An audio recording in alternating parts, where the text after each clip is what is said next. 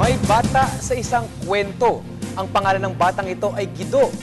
Ano ang kinalaman ni Guido sa EDSA People Power Revolution? Ang kabuuang salaysay mula kay Xiao Chua sa Showtime, Ako ay Pilipino. Makasaysayang araw po, it's Showtime! 27 years ago ngayong araw, February 25, 1986, ang himagsikang People Power sa EDSA. Sa makasaysayang araw na yon, dalawang pangulo ang nanumpa sa katungkulan. Noong umagang yon, si Cory Aquino sa Club Filipino at si Ferdinand Marcos sa Palasyo ng Malacanang. Ngunit, lingid sa kalaman, maging ng mga taga-suporta ng Pangulong Marcos, nagpasya na pala ang mga Marcos na umalis nung madaling araw pa lamang na yon nang magparamdam ang Amerika na bibitawan ng suporta sa kanilang rehimen. Kinagabihan, umalis din ang Pangulo at ang kanyang mga kabig sa Palasyo at di naglaon tumungo sa Estados Unidos. Nagtagumpay ang himagsikan ng bayan. Yun lang naman ang hinihingi natin at nakuha naman natin ito. Well, kapag nagkukwentuhan tayo tungkol sa EDSA, lagi na lamang kwento ng mga pinuno at matatanda ang pinapakinggan natin. Ngunit, ano kaya ang karanasan ng mga bata sa EDSA? May ginawang children's book ang yumaong tagapaglikha ng batibot na si Rene Villanueva na pinamagatang Birthday ni Guido. Kwento ito ng isang bata na nilista na ang mga nais niyang anyayahan at ang mga nais niyang ipahanda sa kanyang nalalapit na ika-10 taong karawan. Coke, ice cream, hotdog, spaghetti. Ngunit, sa kanyang paggising 2 araw bago ang kanyang karawan, wala ang kanyang.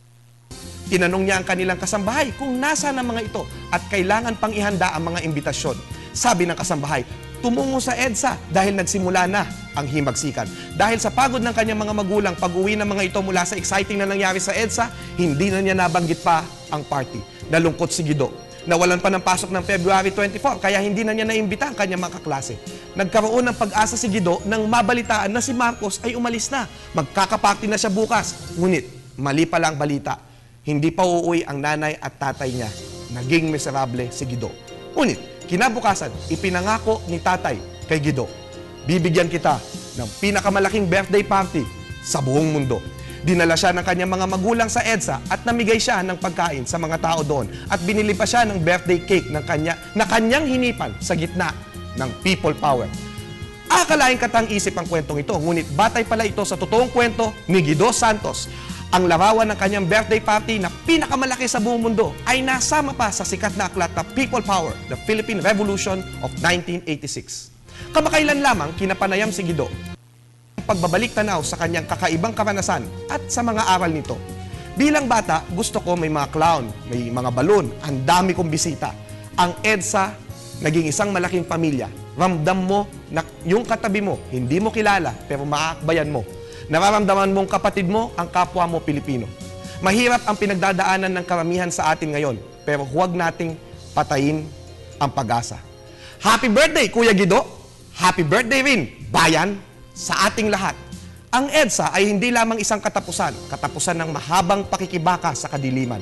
Ang EDSA rin ay isang simula, ang pagsilang ng liwanag at ng pangako na may maidudulot na kaginhawaan ang mga nakamit nating tagumpay sa 4 na araw na yon ng Pebrero.